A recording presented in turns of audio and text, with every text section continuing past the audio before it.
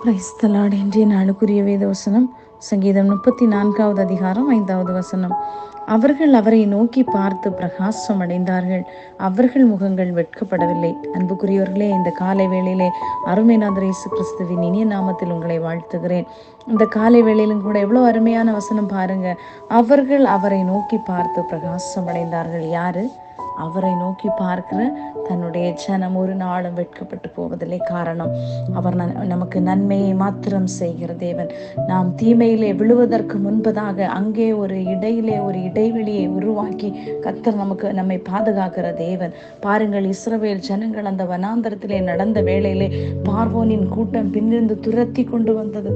யாரை நம்பி இறங்கினார்கள்? கர்த்தரை நம்பி, அவருடைய வார்த்தையை நம்பி அந்த தேசத்தை விட்டு புறப்பட்ட ஜனங்களுக்கு பின்னாடியே எதிராளியான சத்துரு துரத்துகிறது போல இருந்தது. ஆனால் பாருங்கள், கர்த்தர் மேக ஸ்தம்பத்தை கொண்டு வந்தார் அவர்களுக்கு கூடாரமாக.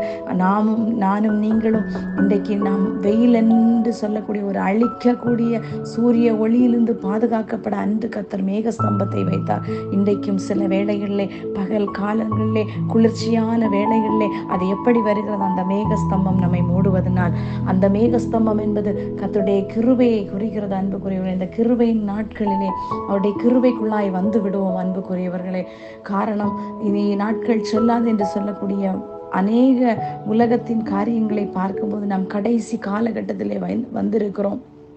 ஆனபடியினாலே இந்த நாட்களிலே அவரை நோக்கி பார்த்து ஜனங்கள் அவர்கள் ஒரு நாளும் வெட்கப்பட்டு போனதில்லை. அவர் யாரையும் வெட்கப்பட விட மாட்டார். அவர் இன்றும் என்றும் நேற்றும் இன்றும் நாளை இன்றும் மாறாத தேவனாயிருந்து நம்மை வழி நடத்த வல்லமுள்ள தேவனாய் இருக்கிறார். அந்த வசனத்திற்கு கீழே உள்ள வசனத்தில் கொடுக்கப்பட்டிருக்கிறது, இந்த ஏழை கூப்பிட்டான், அவன் பாவியை மீட்கவே கர்த்தர் இந்த உலகத்திலே வந்தார் என்கிற உண்மை எல்லாவற்றுக்கும் அது உண்மையாய் காணப்படுகிறது. அன்புக்குரியவர்களே, ஆனபடினாலே யார் கூப்பிட்டாலும், இந்த ஏழை கூப்பிட்டான், கர்த்தர் கேட்டு எல்லா இடுக்கண்களும், ஒரு இடுக்கண் மாத்திரமல்ல, அவனுடைய எல்லா சூழ்நிலைகளிலையும் அவனை விடுவித்து அவனை பாதுகாத்து பத்திரமாய் வைக்க கர்த்தர் வல்லமை நீதி உள்ள தேவனாய் இருக்கிறார். அன்புக்குரியவர்களே, அதுபோல நான் கர்த்தரை தேடினேன், அவர் எனக்கு செவி கொடுத்து என்னுடைய எல்லா பயத்தோடு இருக்கீங்களா?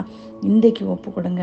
கர்த்தர் உங்களை விடுவித்து உங்களுடைய முகம் வெட்கமடையாதபடி உங்கள் தலையை உயர்த்த அவர் வல்லமுள்ள தேவனாய் இருக்கிறார். அன்புக்குரியவர்களே, தானியேல் அழிவு வந்த போது 3 வேளையும் மறக்காதபடி கர்த்தருடைய சமூகத்திலே காத்திருப்பதை நிறுத்தவில்லை. ஏதோ ஒரு சூழ்நிலைக்காக கர்த்தருடைய சமூகத்தை விட்டு ஓடி போன அருமையான தேவனுடைய பிள்ளையை இந்த சப்தத்தை கேட்கும் போது ஏசப்பா அவங்களை ரொம்ப அதிகமா நேசிக்கிறாங்க. வாங்க, கர்த்தரை நாம் ஆராதிப்போம். அவரோடு வாழும் வாழ்க்கை விலையேற பெற்றது. இந்த உலகத்தில் எதை நீங்கள் எவ்வளவு சம்பாதித்தாலும் அவரோடு வாழுகிற வாழ்க்கை என்பது அது உத்தமமானது, அது நீதியை நமக்கு கொண்டு வரக்கூடியது. கர்த்தர் நம்மை நேசிக்கிறார். கர்த்தர் தாமே உங்களை ஆசீர்வதிப்பாராக. ஆமென். God bless you all.